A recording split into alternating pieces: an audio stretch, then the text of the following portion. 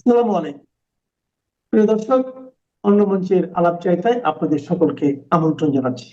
শুনতে পাচ্ছি। ধন্যবাদ আপনাকে এবং শুভেচ্ছা দর্শকদের।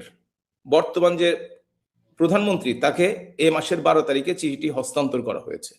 সারা পৃথিবীর বলবো না, আমি ইউরোপ এবং ওয়েস্টার্ন ইউরোপ এবং আমেরিকার কথা বলতে পারি। তাদের অনেকের সাথেই আমার ব্যক্তিগতভাবে দেখা হয়েছে এবং আমরাই দেখা করতে গিয়েছি। আসলে বেসিক্যালি উদ্যোগটা আমাদের পক্ষ থেকে। তারা কয়েকটি কথা বলেছে কোনো একটি দলকে জোর করে নির্বাচনের বাইরে রেখে সেই নির্বাচনটি কখনোই গ্রহণযোগ্য হয় না। গণতান্ত্রিক দেশে এটা কখনোই সম্ভব নয়। সুতরাং যত দ্রুত সম্ভব তাদের ভাষায় ডেমোক্রেটিক পরিবেশ তৈরি করতে হবে, প্রত্যেককে রাজনৈতিক অধিকার, সামাজিক অধিকার এবং তাদের মানবিক অধিকার ফিরিয়ে দিতে হবে। আর দ্বিতীয় আরেকটি যে কথা হচ্ছে, তারা বাংলাদেশকে একটি ধর্মনিরপেক্ষ গণতান্ত্রিক দেশ হিসেবে দেখতে চায়। তারা জঙ্গিবাদের উত্থান চায় না। এবং আরেকটি ব্যাপার তারা যেটা জোর দিয়ে বলেছে, বিনা বিচারে মাসের পর মাস জনপ্রতিনিধি, রাজনীতিবিদ, পেশাজীবী যাকে ইচ্ছা জেলে নিয়ে জামিন হওয়া সত্ত্বেও ছাড়বেন না, জেল গেট থেকে আবার সোনারুষ দেখাবেন প্রধান বিচারপতি সহ। এটা তারা মনে করে আইনের ব্যত্যয়। এবং আপনি যদি এই যে amnesty international, human rights watch সহ 8টি পৃথিবীর মানবাধিকার সংস্থার চিঠি দেখে থাকেন, অবশ্যই এর পেছনে তথ্য সরবরাহ করা হয়েছে। সেই চিঠিগুলো যদি দেখে থাকেন দেখবেন স্পষ্টভাবে এই কথাগুলি লেখা আছে। এবং বর্তমান যে প্রধানমন্ত্রী তাকে এ মাসের 12 তারিখে চিঠিটি হস্তান্তর করা হয়েছে। সুতরাং এমনকি inter parliamentary union secretary general আমাকে নিজে বলেছেন, যখন তার সাথে দেখা করেছি, তিনি বলেছেন যে বাংলাদেশে যাওয়ার জন্য, আইনগুলো দেখার জন্য, জেলখানা পরিদর্শনের জন্য এবং আইসিটিতে কোর্টে যাওয়ার জন্য আমরা ভিসা চেয়েছিলাম। আমাদেরকে ভিসা দেওয়া হয় নাই, মানাও করা হয়নি, চুপচাপ বসে রয়েছে। তবে তারা এই সরকারের কাছ থেকে নাকি রেসপন্স পেয়েছে, সেটুকু আমাদেরকে জানানো হয়েছে। এবং দেখি জেলের পরিস্থিতিতে তারা যদি যেতে পারে, যেয়ে দেখে, তাহলে তারা বুঝতে পারবে যে মিথ্যা মামলা, হয়তো ঘটনাটা সত্য কিন্তু জড়ানো হয়েছে মিথ্যাভাবে। সিরাজগঞ্জে 15 জন পুলিশ হত্যা হয়েছে, মামলা করা হয়েছে 4 জনের বিরুদ্ধে। তার 4 জনই আওয়ামী লীগের ওই থানার শীর্ষস্থানীয় নেতৃত্ব। এবং সভাপতি বাচ্চু ভাই, 84 বছর বয়স, তাকে অ্যারেস্ট করে জেলখানায় নিয়ে গিয়েছিল বিনা চিকিৎসায়। মানসিক শারীরিক অত্যাচারে তাকে মৃত্যুবরণ করতে হয়েছে জেলখানার মধ্যে। অথচ 6000 হচ্ছে বেনামি আসামি, অর্থাৎ যাকে ইচ্ছা তাকে আপনি গ্রেপ্তার করতে পারেন। এইগুলোর প্রতি অবশ্যই বর্তমান সরকারকে নজর দিতে হবে, যদি তারা মনে করে তারা অনির্বাচিত অন্তর্বর্তীকালীন সরকার থেকে আলাদা। কথাটি হচ্ছে, আপনি হয়তো 2-4 জনের কথা বলছেন। পৃথিবীতে প্রভাবশালী দেশ বা ইউরোপের দেশ, আমেরিকার দেশগুলো কিন্তু অনেকগুলো। এবং সেই সময়টিতে যদি আরো আগে থেকে যোগাযোগটা এস্টাবলিশ করা যেত, তাহলে হয়তো পরিস্থিতি কিছুটা পরিবর্তিত হতে পারত। এটা শিওর না, কিন্তু পরিবর্তিত হতে পারত সেই সময়টিতে। আর সত্যিকার অর্থে ভুল ব্যাখ্যা বা ভুল বোঝানোর জন্য অনেকেই ভুল বুঝে অনেক রকম রিপোর্ট দিয়ে থাকে। যেমন United nation human rights commission আজকে পর্যন্ত কিন্তু যে 1400 লোক হত্যা হয়েছে বলে বলা হয়, তাদের কিন্তু কোনো তালিকা প্রকাশ করতে পারেনি। সরকারের পক্ষ থেকে 800-র বেশি তালিকা প্রকাশ করা হয়েছে, যদিও কোনো তারিখ উল্লেখ করা হয়নি। সুতরাং এই যে ভুল তথ্যগুলো, এমনকি এই যে হিউম্যান রাইটস কমিশনের চিঠির কথা বললাম, হিউম্যান রাইটস ওয়াচের চিঠির কথা বললাম, অ্যামনেস্টির কথা বললাম, তারাও কিন্তু উল্লেখ করেছে 1400-র কথা, কারণ তারা দেখেছে যে জাতিসংঘের রিপোর্টে সেটি আছে। কিন্তু এটা যে ভুল, এটা জাতিসংঘের সংশোধন করা উচিত বলে আমি মনে করি। কারণ তারা যেহেতু তালিকা দেখাতে পারছে না, এবং ব্যক্তিগতভাবে আমি তাদের অফিসে গিয়েছিলাম, তারা বলছে we got it from reliable sources, কিন্তু রিলায়েবল সোর্সেস কি এবং কোথা থেকে তারা পেয়েছে এই কথাগুলো তারা একদম বলেনি। এই যে তারা তাদের কথাবার্তায় বৈপরীত্য, এর বিরুদ্ধে কি করার আছে? আপনাকে তারা প্রমাণ দিতে পারে নাই, আপনি তাদের কাছে বারবার গেছেন।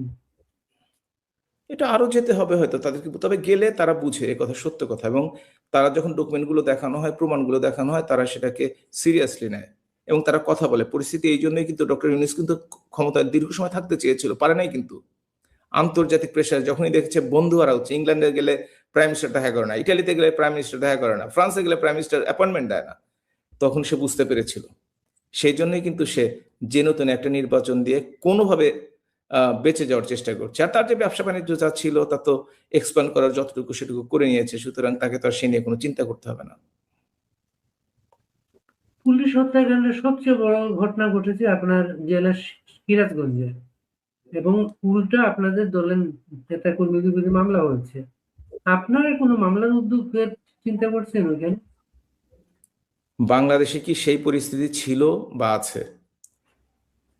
আমার বাসাটাকে, পৈতৃক বাসা, আমি নিজের কোনো কি নেই, 3 তলা বাসা সিরাজগঞ্জে 2 দিন ধরে পোড়ানো হয়েছে, এবং তার জন্য আমি একটা মামলা করতে পারিনি। আমাদের আওয়ামী লীগের 4 তারিখে সিরাজগঞ্জে 31 জন মারা গেছে, তার মধ্যে একটা প্রেস ক্লাবের মধ্যেই 6 জনকে হত্যা করা হয়েছে, পরবর্তীতে একজন 7 জন, এবং একটা বাড়িতে 3 জন পুড়ে মারা গেছে। আমরা একটা মামলাও করতে পারিনি আজকে পর্যন্ত। সুতরাং পুলিশ হত্যার মামলা তো পুলিশ করেছে বরঞ্চ আমাদের বিরুদ্ধে। আর একটি ঘটনার মামলা কখনোই ফৌজদারি আদালতে 2টি করা যায় না, একটি মামলাই করতে হবে যে কোনো একটি ঘটনার জন্য। তবে আইসিটি দেখলাম একটু নিয়মের পরিবর্তন করেছে নিজেদের স্বার্থ রক্ষার জন্য। যে কোনো মামলা তারা 2 ভাবে করছে, একটা শেখ হাসিনার বিরুদ্ধে, জননেত্রীর বিরুদ্ধে তারা একটা রায় দিয়ে দিচ্ছে, পরবর্তী ওই মামলা অন্যদের ফাঁসানোর চেষ্টা করছে। এটা আসলে আইন নয়। ফৌজদারি আদালতে কোনো ঘটনার জন্য একটি মামলা হবে, একটি ঘটনার জন্য একটি মামলা, এবং সেটা তার সাথে যোগ হতে পারে, বিয়োগ হতে পারে, চার্জশিট চেঞ্জ হতে পারে, কিন্তু কখনোই একটি ঘটনার জন্য 2টো মামলা হয় না। আর বাংলাদেশের পরিস্থিতি এমন নয় যে আপনি আসলে মামলা করতে পারবেন এখন। আসসালামু আলাইকুম। শেখ হাসিনার উপরে জিদ, ক্ষোভ, রাগ, বিদ্বেষ সবকিছু থেকে তার এই বাবাটারে, একজন বাবা যিনি তার এই সন্তানদেরই, শেখ হাসিনা, তার পরিবার, তাদেরকে তার একজন পিতা হয়ে তার এতগুলো সন্তানরে তিনি একরকম মানে চোখ বন্ধ করে দেশের জন্য যে পিতা, একেবারে তার জীবনে 17টা বছর জেলে দিছে, সংসারে একরকম, সংসারটা তো দায়িত্ব নিয়ে রাখছিলেন বেগম ফজিলাতুন্নেছা, এবং সন্তানদেরও তিনি লালন পালন করতেন। আর সেই সন্তানদের উপরে ক্ষোভ থেকে, জিত থেকে শেখ মুজিবুর রহমান তার বাড়িটারে তছনছ করে খায় ফেললো। পারে নাই শুধু টুঙ্গিপাড়ায় সেই মানব ঢাল, এমন ঢাল এই শয়তানের দলের ওইখানে হিম্মত হয় নাই। যদি সাহস পাইতো তাহলে টুঙ্গিপাড়া নিশ্চয়ই ওই এদের এত প্রমাণ দিচ্ছে, যেহেতু নুরাল পাগলার দেহাবশেষ তুলতে পারছে, তুইলা পুড়াই দিতে পারছে। আমার ধারণা যে বঙ্গবন্ধুর যদি কোনো অস্তিত্ব থেকে থাকতো, এগুলো এরা কি করতো যদি এদের সুযোগ থাকতো, আমি ওই অত দূর পর্যন্ত ভাবতে পারি না। এর একটা লক্ষণ আছে, আমার এই কথা যে সত্য, যে এরা যদি নুরাল পাগলার কবরের মতন বঙ্গবন্ধুর কবর পর্যন্ত যাইতে পারতো, সেটার ধুলিটাও অস্তিত্ব রাখতো না। একটা নিদর্শন দেই আপনাদেরকে, এই বঙ্গবন্ধু প্রেমীরাই এখনো তো তারা এই জেল ভরতে ভরতে ভরতে ভরতে একেবারে বঙ্গবন্ধু প্রেমীতে জেল ভরে ফেলছে। ইউনুস, আমি মূলত ইউনুসের কথা বলতেছি। আর এই সময় এসে এটা কিছুটা এখন কন্টিনিউটি শুধু ধরে রাখা হয়েছে। তো জেলে ভরার পরেও এখনো কিছু তাদের এই বঙ্গবন্ধু প্রেমী আছে, যেগুলো খাস প্রেমী। বঙ্গবন্ধুর জন্মদিন ছিল, আপনারা জানেন যে 17 মার্চ তার জন্মদিন। সেই জন্মদিনের দিন কেক কাটার জন্য প্রস্তুতি নিচ্ছে। তো এর মধ্যে এখন আবার ছাত্র দলের ভাইয়েরাও তো তাদের এখনো আওয়ামী লীগ দেখলে তাদের মাথা ঠিক থাকে না, রক ঠিক থাকে না। তো মোটরসাইকেল বহর নিয়ে হানা, কেক ফালায় রেখা পালাইছে আওয়ামী লীগ ছাত্রলীগের লোকজন। ওই এতেই মজা পাইছে এরা।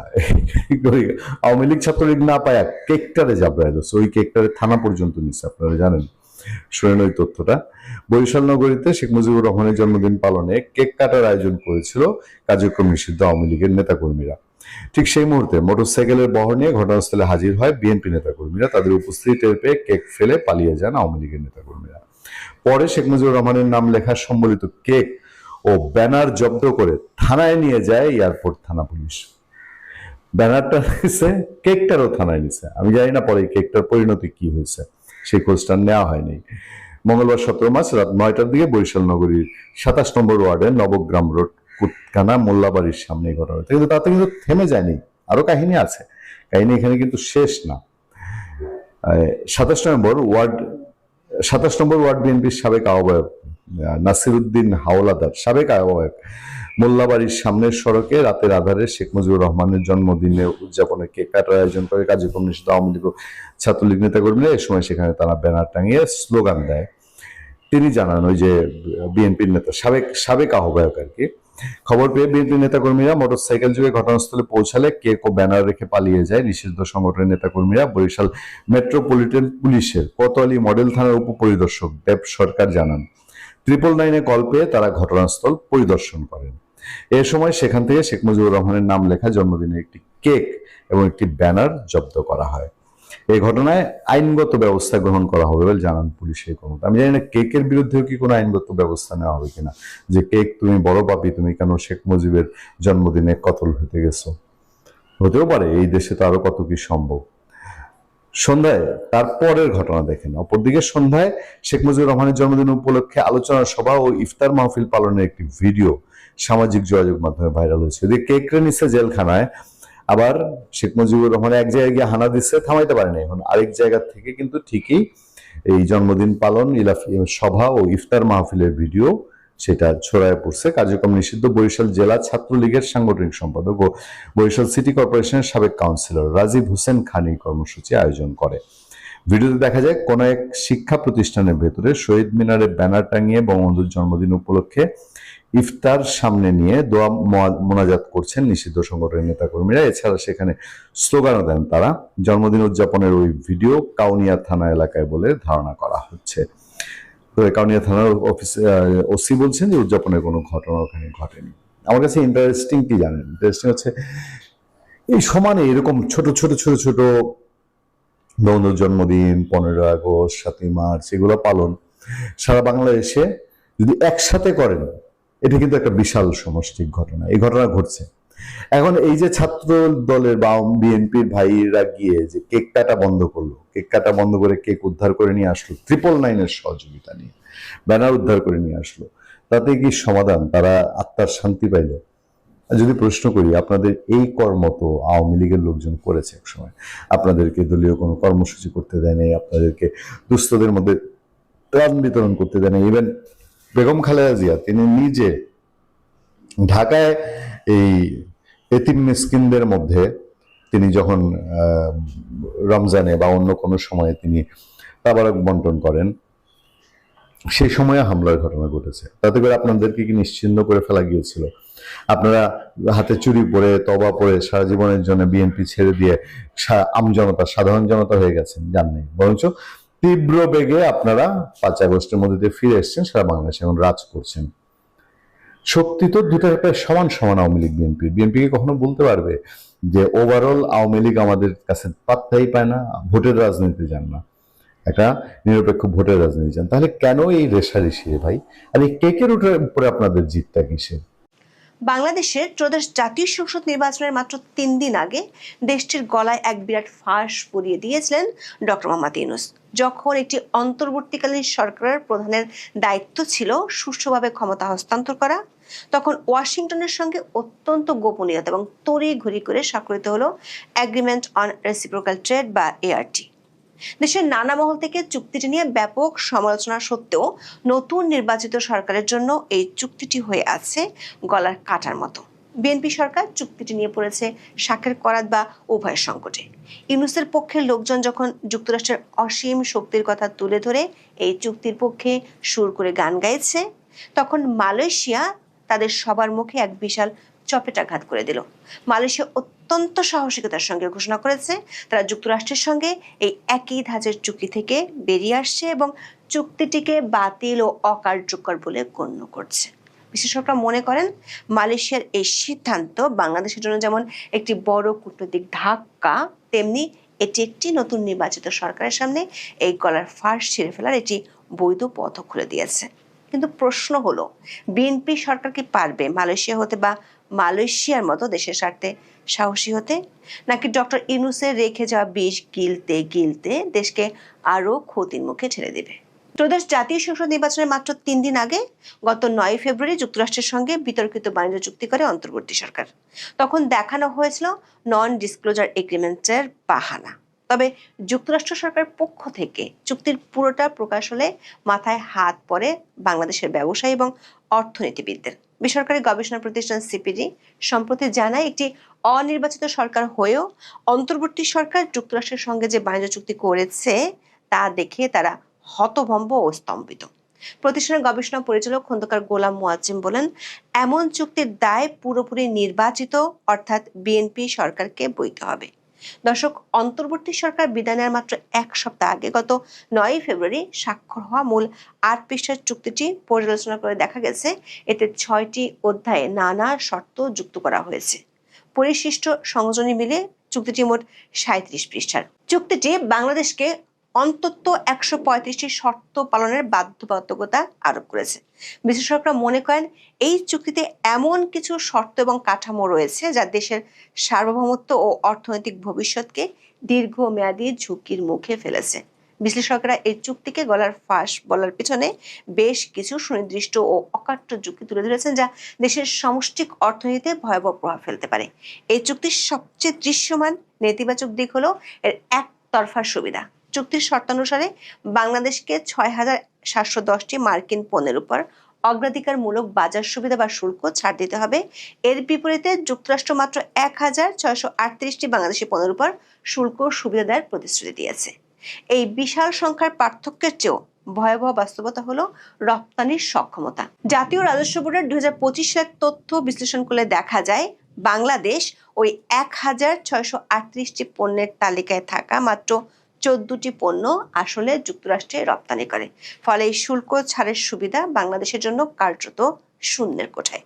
অন্যদিকে 6,710টি মার্কিন পণ্যের মধ্যে 2,016টি পণ্য বাংলাদেশ গত বছর নিয়মিত আমদানি করেছে, যার মোট মূল্য ছিল $65 মিলিয়ন।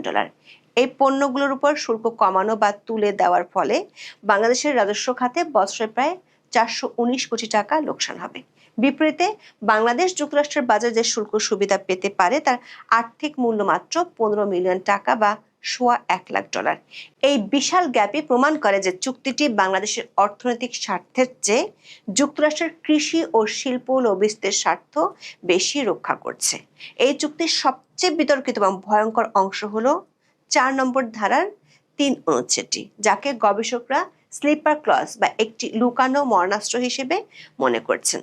এই ধারা অনুযায়ী বাংলাদেশ যদি কোনো নন মার্কেট ইকোনমি অর্থাৎ চীন বা রাশিয়ার সঙ্গে কোনো বিশেষ বাণিজ্য চুক্তি স্বাক্ষর করে, তবে যুক্তরাষ্ট্র কোনো পূর্ব ঘোষণা ছাড়াই এই চুক্তির আওতায় দেওয়া সকল সুযোগ সুবিধা বাতিল করার অধিকার রাখে। এর অর্থ হলো বাংলাদেশের বৈদেশিক নীতি এবং বাণিজ্যিক অংশীদার নির্বাচনের চূড়ান্ত ক্ষমতা এখন পরোক্ষভাবে ওয়াশিংটনের হাতে চলে গেছে।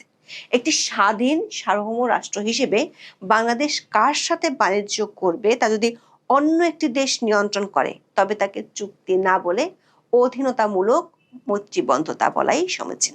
ইংরেজি দৈনিক ডেইলি স্টার তাদের সম্পাদকীয়তে এই চুক্তিকে ভবিষ্যৎ প্রজন্মের জন্য একটি অর্থনৈতিক শেকল হিসেবে বর্ণনা করেছে। তারা প্রশ্ন তুলেছে, একটি অন্তর্বর্তীকালীন সরকার যার মেয়াদ মাত্র কয়েকদিন বাকি, তারা কিভাবে 15 বছরের একটি দীর্ঘমেয়াদী জ্বালানি আমদানির চুক্তি করতে পারে? এটি জনগণের ম্যান্ডেটবিহীন একটি সিদ্ধান্ত। অন্যদিকে সমকাল অর্থনীতিবিদ আনু মোহাম্মদের উদ্ধৃতি দিয়ে বলেছে যে এই চুক্তির মাধ্যমে কার্যত বাংলাদেশকে একটি নির্দিষ্ট ব্লকের অধীনে বন্দী করা হয়েছে এবং মার্কিন লবিস্টদের স্বার্থ হাসিল করা হয়েছে। ডেইলি স্টারের এক প্রতিবেদনে ইউনূস সরকারের করা দাসখতের চুক্তির বিভিন্ন দিক উঠে এসেছে। এতে বলা হয়, অন্তর্বর্তী সরকার যুক্তরাষ্ট্রের সঙ্গে যে বাণিজ্য চুক্তি করেছে তাতে বাংলাদেশের অর্থনৈতিক সার্বভৌমত্ব নিয়ে প্রশ্ন উঠেছে। বিশেষ করে বাণিজ্য, জ্বালানি ও নিরাপত্তার মতো গুরুত্বপূর্ণ খাতে সিদ্ধান্ত গ্রহণের স্বাধীনতা নিয়ে শঙ্কা তৈরি হয়েছে। এক কথায় এটি যেন সত্যিকারের একটি গোলামির চুক্তি। বাংলাদেশের স্বাধীন বাণিজ্য নীতিকে কেবল গলা টিপে ধরা হয়নি, এক সীমাহীন অর্থনৈতিক সংকটে ঠেলে দেওয়ার বন্দোবস্ত পাকাপাকি করে গেছেন মোহাম্মদ ইউনূস।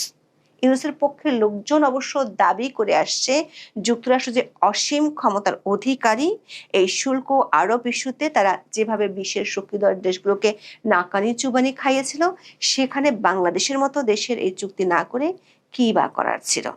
তাদের সেই চুক্তির বিরুদ্ধে এক বিশাল থাপ্পড় ছুড়ে দিয়েছে মালয়েশিয়া।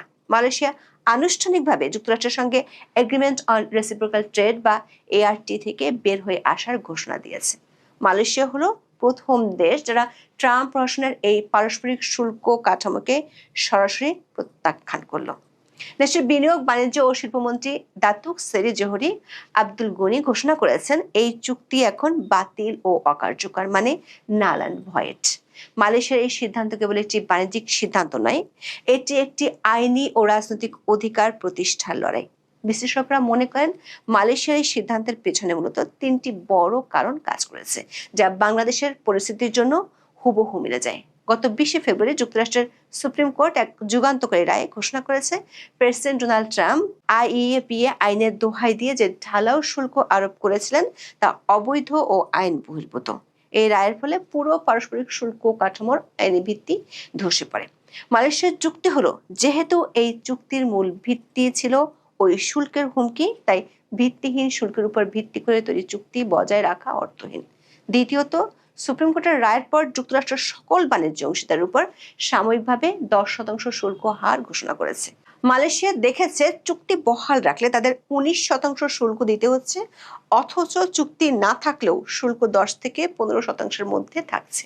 মালয়েশিয়ার বাণিজ্য মন্ত্রী জোহরি গানি স্পষ্ট করেছেন, বাড়তি 9% শুল্ক এবং সেই সঙ্গে মার্কিন পণ্যের ছাড় দেওয়ার যে দ্বিমুখী লোকসান তা বহন করার কোনো যৌক্তিকতাই নেই।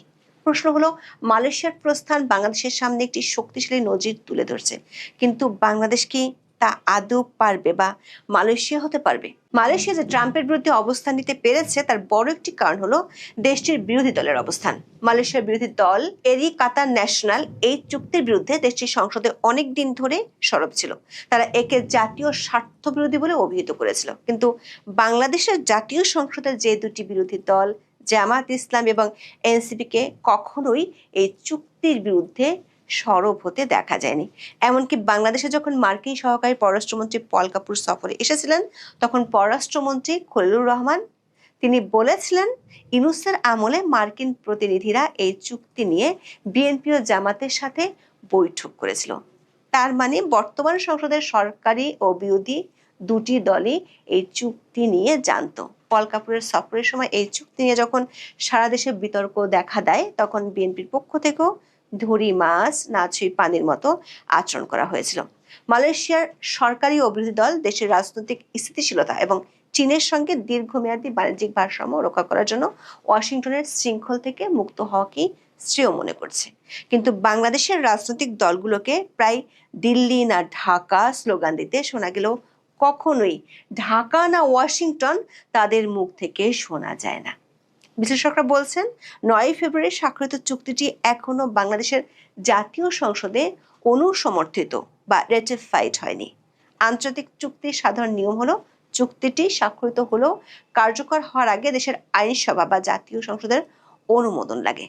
বিএনপি নিয়ন্ত্রিত বর্তমান সংসদ যদি এই চুক্তির অসম শর্তগুলোর কারণে এটি প্রত্যাখ্যান করে, তবে আন্তর্জাতিকভাবে বাংলাদেশ কোনো দায়বদ্ধতায় থাকার কথা নয়। আবার মালয়েশিয়া যে যুক্তিতে চুক্তি বাতিল করেছে, বাংলাদেশও সেই একই যুক্তি ব্যবহার করতে পারে। যেহেতু চুক্তির মূল কারণ মানে উচ্চ শুল্কের হুমকি মার্কিন আদালতই বাতিল করে দিয়েছে, তাই এই চুক্তির আর কোনো কনসিডারেশন অবশিষ্ট নেই। Vienna convention on the law of treaties অনুযায়ী যদি চুক্তির ভিত্তিগত পরিস্থিতিতে বড় ধরনের পরিবর্তন ঘটে, তবে পক্ষগুলো তা থেকে অব্যাহতি পেতে পারে। দর্শক, অনেকে মনে করেন চুক্তি থেকে বের হওয়া সহজ হলেও এর পরবর্তী ফলাফলগুলো মোকাবেলার জন্য বাংলাদেশের সুদূর প্রসারের প্রস্তুতি লাগবে। এটি কেবল একটি বাণিজ্যিক বিষয় নয়, বরং ওয়াশিংটনের সঙ্গে সম্পর্কের এক অগ্নি পরীক্ষা। বাংলাদেশ যদি চুক্তি বাতিল করে, তবে যুক্তরাষ্ট্র তৈরি পোশাক খাতের উপর জোরপূর্বক শ্রম বা অতিরিক্ত উৎপাদন ক্ষমতার অভিযোগ তুলে নতুন করে কড়া শুল্ক বা নিষেধাজ্ঞা আরোপ করতে পারে। এটি হবে একটি দীর্ঘমেয়াদী স্নায়ুযুদ্ধ। দর্শক, বাংলাদেশের বর্তমান রাজনৈতিক প্রেক্ষাপটে যুক্তরাষ্ট্র বাংলাদেশ পারস্পরিক বাণিজ্য চুক্তিটি একটি বিষাক্ত উপহারের মতো। অন্তর্বর্তীকালীন সরকার তাদের শেষ সময় যে শিকল পরিয়ে দিয়ে গেছে, তার খেসারত আগামী 15 বছর এদেশের মানুষকে দিতে হতে পারে। বাংলাদেশের নতুন সরকার উচিত হবে মালয়েশিয়ার সঙ্গে দ্রুত বাণিজ্যিক ও কূটনৈতিক যোগাযোগ স্থাপন করা এবং একটি যৌথ আঞ্চলিক অবস্থান গ্রহণ করা। একই সাথে সংসদে এই চুক্তির প্রতিটি ধারা নিয়ে প্রকাশ্য বিতর্কের আয়োজন করতে হবে এবং একটি শ্বেতপত্র প্রকাশ করতে হবে।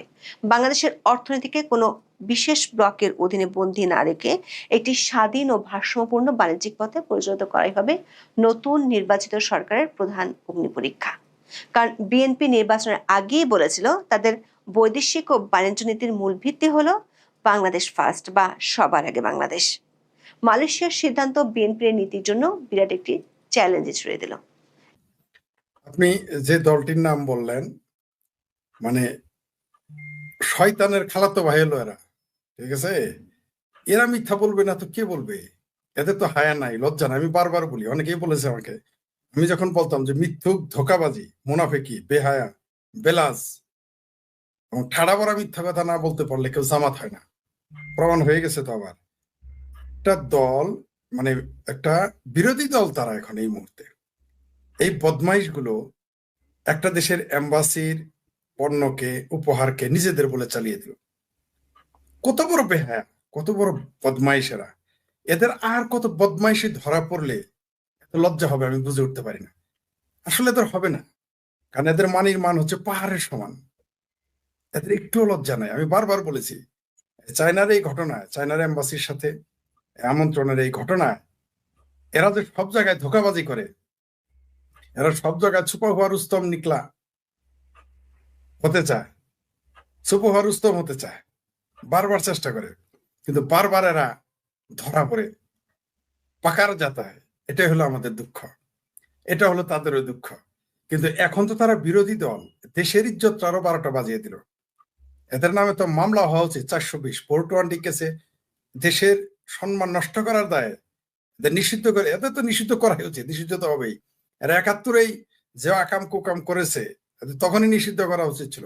আর এই যে যে একটা প্রতারণা করেছে, একটা বাটপারি, জামাত যে একটা বাটপারি সংগঠন, এরা কত বড় বাটপার জানেন? আমাদের এলাকায় এই জামালপুরে জামাতেরা আকাবা ফাকাবা, কদ্দুস মুদ্দুস আলকুদস, এগুলার ধর্মীয় নাম দিয়ে এরা আমার এলাকার টেস্টেরির মতো একটা হাই হাই কোম্পানি বানাইছে। মানে সেখানে মানুষ হাজার হাজার কোটি টাকা নিয়ে গেছে। এটা জেলা লেভেলের জামাত এরকম বাটপার হয়। আবার সেই কোম্পানিগুলোর উপদেষ্টা হয় এই জামাতের যারা প্রার্থী থাকে তারা। তো এরা সব জায়গায় বাটপারি করে। এরা গ্রামের ঘর থেকে শুরু করে রাষ্ট্র দলগুলো ভিতরে এমনকি শেষে বিদেশিদের সাথে বাটপারি শুরু করছে। তাহলে এখন বুঝেন যে চাইনিজ এম্বাসির সাথে যদি এই বাটপারি করে, মধ্যপ্রাচ্য থেকে কি কি বাটপারি করে তারা টাকা পয়সা আনতেছে, এখন তো বুঝতে পারতেছেন। এরা এত বড় বাটপার। আপনার মনে আছে যে এরা একবার দাবি করেছিল ইসলামী ব্যাংক নাকি তাদের না, পরে এদের মালিকানা কার কার পাওয়া গেল, এদের কর্মী কারা, এদের এখানে চাকরি করে কারা? একটা তো বেজামাতি না, সবগুলো জামাতি। একটা লোক আছে সেখানে বিএনপি বা আওয়ামী লীগের লোক চাকরি করে, একজনও পাবেন না। এরা হচ্ছে ইন্টারন্যাশনাল বাটপার, আগে ছিল লোকাল বাটপার। এরা এই চায়নার ঘটনার, এই চাইনিজ এম্বাসির সাথে উপহার নিয়ে যে প্রতারণা করলো, এই প্রতারণার মাধ্যমে ইসলামের, এই যে এখন যদি আমরা সমালোচনা করি তাহলে বলবে যে ইসলাম খত্রেমে, এখন যদি এখানে সবাই ইসলাম খত্রেমে, মানে এরা ধর্মকে যে কিভাবে ব্যবহার করে, এদের দাড়ি, টুপি, কোরআন, হাদিস, এগুলো সবই বাটপারি। কোন সন্ধান, এরা জান্নাতের টিকিট বিক্রি করে। যারা আল্লাহর জান্নাতের টিকিট বিক্রি করে ফেলতে পারে তারা চাইনিজ এম্বাসির উপহার নিয়ে বাটপারি করবে, এটাই তো স্বাভাবিক। কিন্তু সবচেয়ে বড় কথা, এতদিন তারা বাটপার আমরা জানি, কিন্তু এখন আমরা এই তথাকথিত মুসলেকা নির্বাচন মানি বা না মানি, এই মুসলেকা সরকার মানি বা না মানি, এই মুসলেকা সংসদকে মানি বা না মানি, কিন্তু তারা বিরোধী দলে বসে আছে। কিভাবে দেশটাকে বিদেশিদের কাছে হেয় করে তুললো, এদের তো আসলে লজ্জা নাই। এদের নিয়ে আর কি বলবো বলেন? কত বড় বাটপার! একটা এম্বাসিকে তারা ব্ল্যাকমেল করে ফেলে। তা কোন এম্বাসি? যে দেশটা কমিউনিস্ট এবং নাস্তিক দেশ, সেই দেশের এম্বাসিকে তারা ব্ল্যাকমেল করে ফেলেছে। তাহলে বুঝেন দুবাই, কুয়েত, কাতার, বাহরাইন, সৌদি আরবে এরা কত বড় বাটপারি গুলো করে, এখন এতেই বুঝে নেন। অদ্ভুত ব্যাপার দেখেন, ভারতে মানে বাংলাদেশের এক ফেলানির জন্য এরা হাই হুসেন করে, সিংহবাম সহ এজামাতিরা, মৌলবীরা। উইঘুর মুসলমান নিয়ে কিন্তু এদের কোনো কথা নাই। আপনি খেয়াল করেন, উইঘুর মুসলমানদের যে চাইনিজ সরকার এত নির্যাতিত, নিপীড়ন করে, শুধু তাই না, অপ্রিয় হলেও সত্য, এটা কিন্তু আমার কথা না। ইসলামকে তারা বলেছে Islam is a mental illness, Chinese অফিসিয়ালসরা এগুলো বলেছে, কিন্তু আজ পর্যন্ত জীবনে কোনোদিন এদের প্রতিবাদ করতে শুনেন নাই। কিন্তু এটা যদি ভারত বলতো, এতক্ষণ ভারত ভেঙে ফেলতো, এরকম একটা অবস্থা হয়ে যেত। এই যে উইঘুর মুসলমানদের উপরে যে অত্যাচার, এটা পৃথিবীর অন্য কোনো দেশ করলে এতক্ষণ কি হইতো? জামাত সবার আগে মিছিল করতো, বাইতুল মুকাররমে জুম্মার নামাজের অপেক্ষা করতো না। কিন্তু এখন দেখেন তারা নিশ্চয়, একটা মুখে একেবারে কুলু পেটে বসে আছে, স্পিকটি নট। এত বড় বদমাইশ এই এই জামাতিরা, এরা নিজেদেরকেও ডুবাচ্ছে, আমাদের দেশের সম্মানও ডুবাচ্ছে। এদের বিরুদ্ধে রাষ্ট্রীয় আইনে মামলা করা উচিত। সরকারের স্বপ্রণোদিত হয়ে এদের বিরুদ্ধে প্রতারণার, দেশের সম্মান হানি করার জন্য এদের বিরুদ্ধে মামলা করা উচিত। কতটুকু বিপদে পড়লে একটা এম্বাসি বাধ্য হয় বিবৃতি দিতে।